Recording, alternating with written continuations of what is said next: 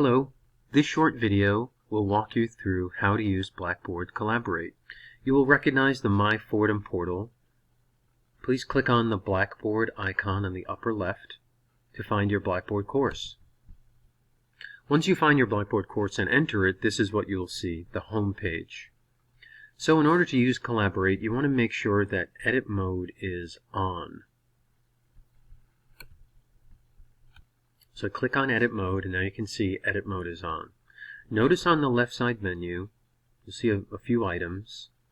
I want you to pay close attention to two of them, Attendance and Blackboard Collaborate. Let's click Edit Mode on and turn Edit Mode off. When Edit Mode is off, you'll notice that those two items, Attendance and Blackboard Collaborate, are no longer there. So Edit Mode off is the student view. So for the students, the Blackboard Collaborate button is not there. They won't be able to access it. So let's click Edit Mode on. You'll see right away Attendance and Blackboard Collaborate appear. Next to Blackboard Collaborate, you'll see like a little square with a line through it. When I hover my mouse, a message pops up that says, the Blackboard Collaborate is hidden from students. Let's scroll over to the down arrow. Click it, and then click Show Link. Notice now that that little box with the line through it is no longer there. I want to show you what this does. Let's click on Edit Mode on to turn it off. So now Edit Mode is off, and Blackboard Collaborate is still there. Notice that the Attendance menu item is not there. Now your students will be able to access Blackboard Collaborate. It's important to do this step, because if you don't, the students won't be able to access Blackboard Collaborate, and all the work that you've done trying to set it up won't matter. Let's click Edit Mode off again. You can see Edit Mode is on, and let's enter Blackboard Collaborate and see what that looks like.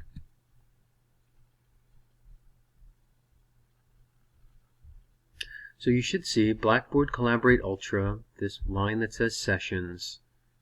And in every one of your courses, you're given what's called a course room. So a course room you want to imagine as just a room, like a physical room, that you and your students can enter anytime you want. So let's say that you want to hold office hours. You can just enter this room and wait for students to enter the room. So the settings for the course room you can find here by scrolling across, and you see session options. Let's click on that. There are a couple of options here.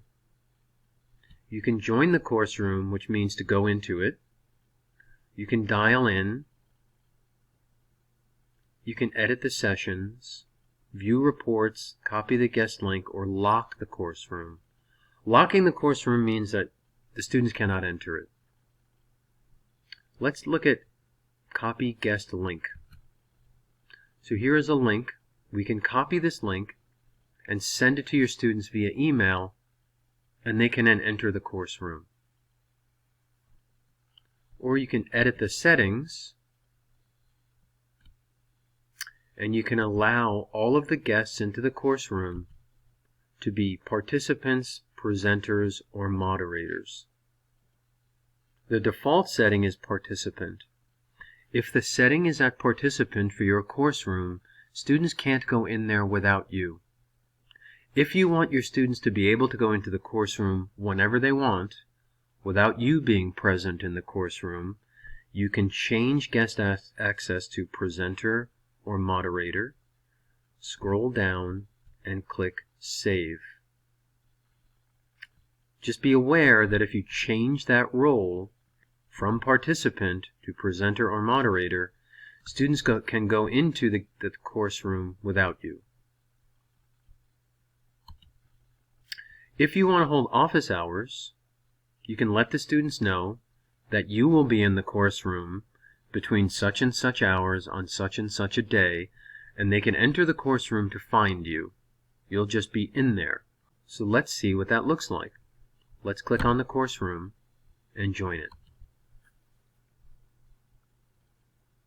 So I am joining the course room. It says here I'm the only one in there. It's going to welcome me. I will see this welcome message, and then it might ask you to test your audio. At the bottom you'll see some options. So to share audio, I would click that. Now it's green. I'm sharing audio. When I talk, you can see it moves. People can hear me. I can also share my video. And there's me. I can decide to share the video or cancel. Now, you may have some issue with sharing your audio and your video. Collaborate's going to want to know, well, what microphone do you want to use and what camera?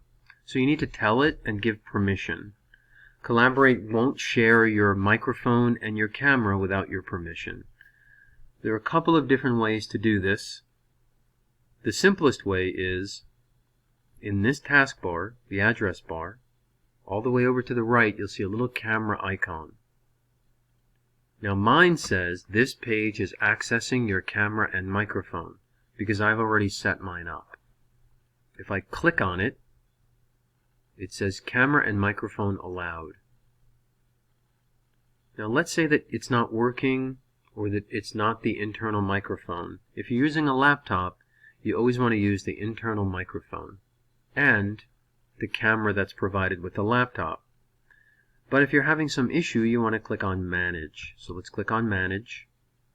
And here, in a Windows machine anyway, it will tell you if you want to allow, this is the permissions page, to allow your microphone and your camera. You can click here and see what those options are.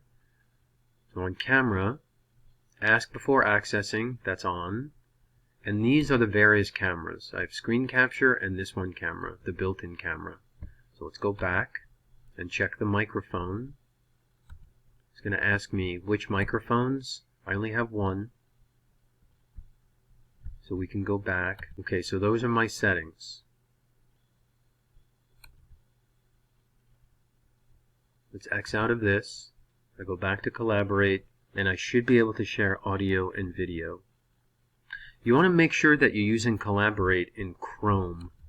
Chrome is probably the most stable browser for our purposes.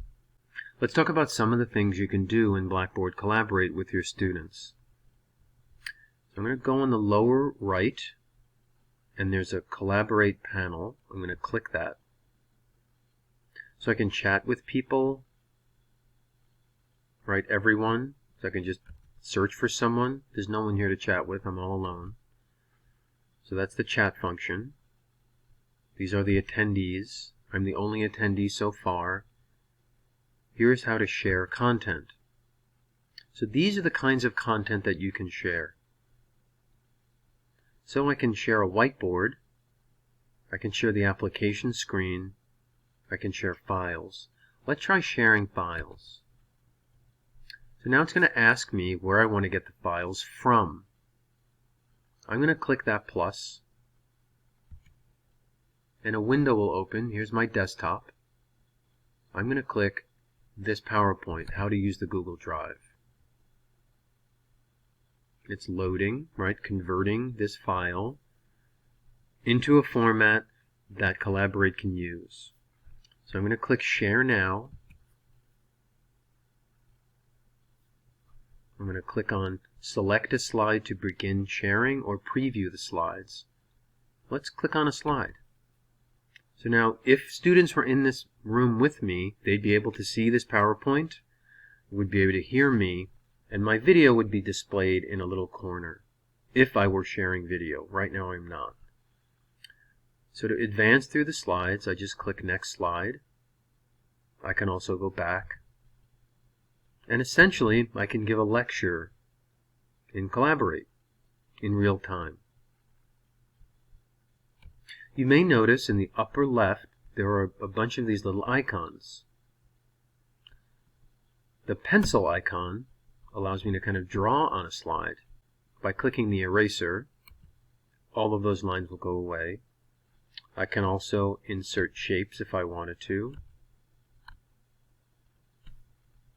Again, clicking clear makes that shape go away.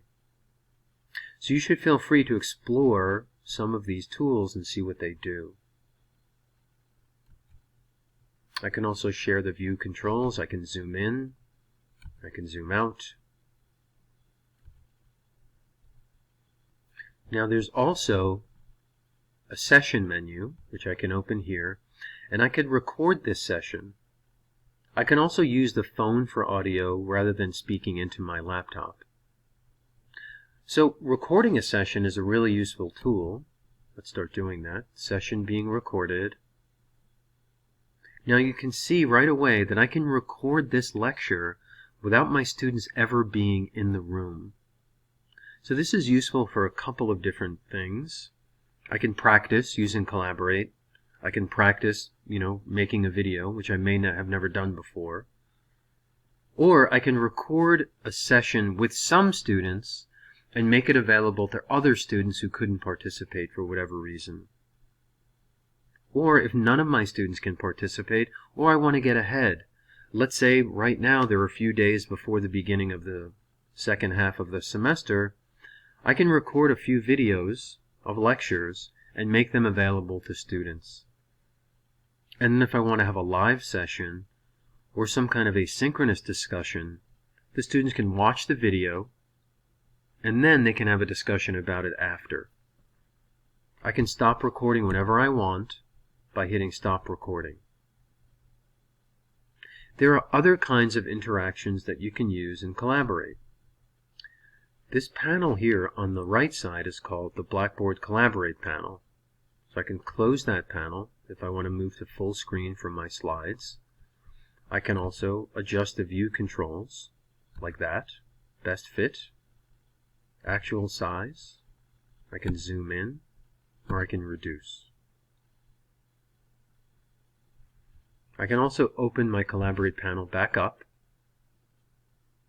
and that affords me these other functions like chatting, knowing who the attendees are, and sharing.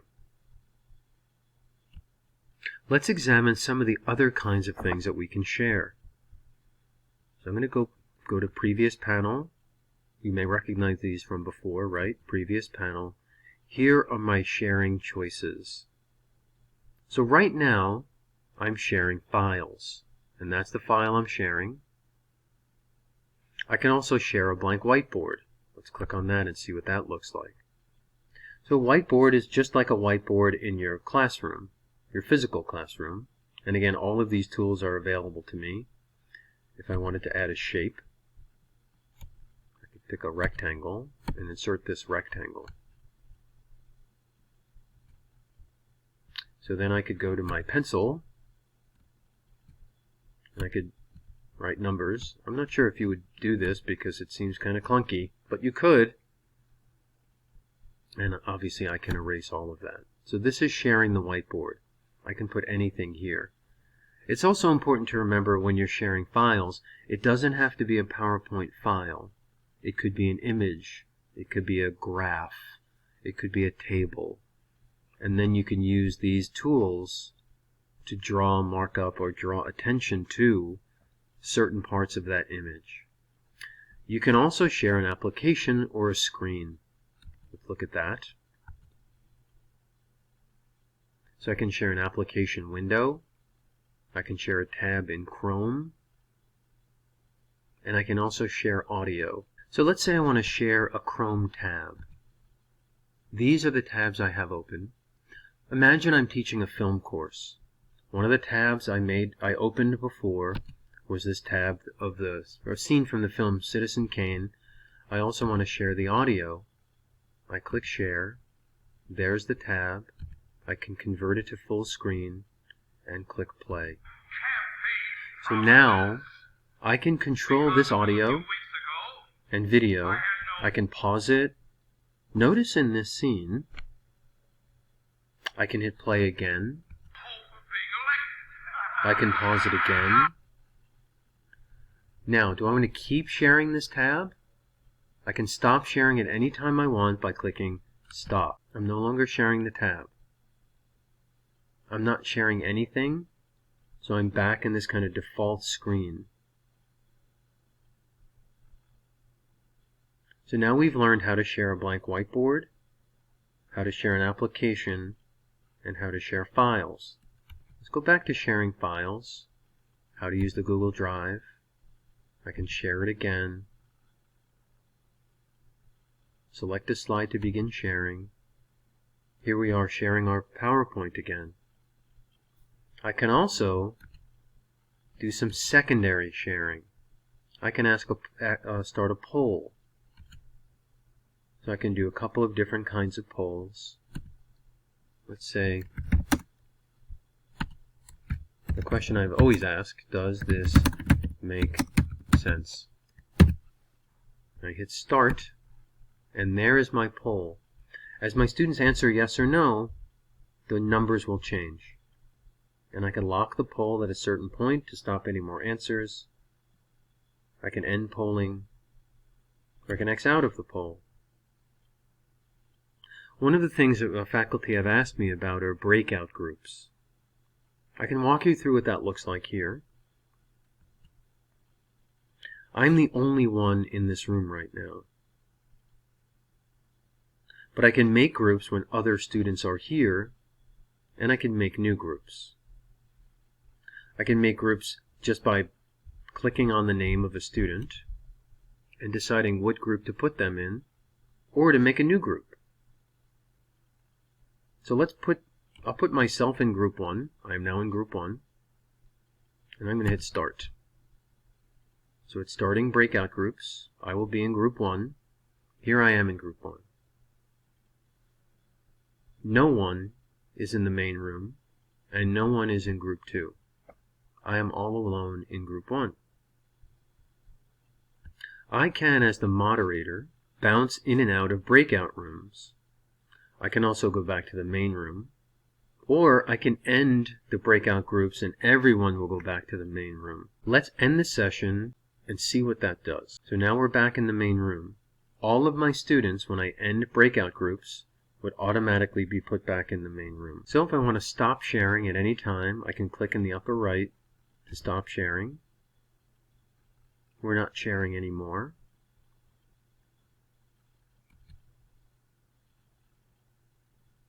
And in the upper left, I can leave the session. And there's always this little poll, which I can submit or not. I've left the session and can close my browser window. I just want to show you what that means. So these are the tabs, right, in Chrome. The tab I'm going to close is Course Room. Let's click that. These are other tabs I had open. Now I'm back in my Blackboard course. So all of that was about the course room. A session is a specific session that you create at a specific day and time for your students that you can notify them about. So you can plan sessions. Let's click that, Create Session. Here's the menu. You can call it Session 1. You want to give the details. When it starts, when it ends. You want to allow people to enter before, 15 minutes before. These are the session settings. If you want people to act as participants, presenters, or moderators. You want them to be able to download the recordings or not. You want them to chat anonymously or not. And here's an option about profile photos. These are things that participants can do. You can turn all of those off or on as you see fit. So if we go to Event Details, this session will start March 19th at 5:33 p.m. and end an hour later. But we can plan a session for any day or time.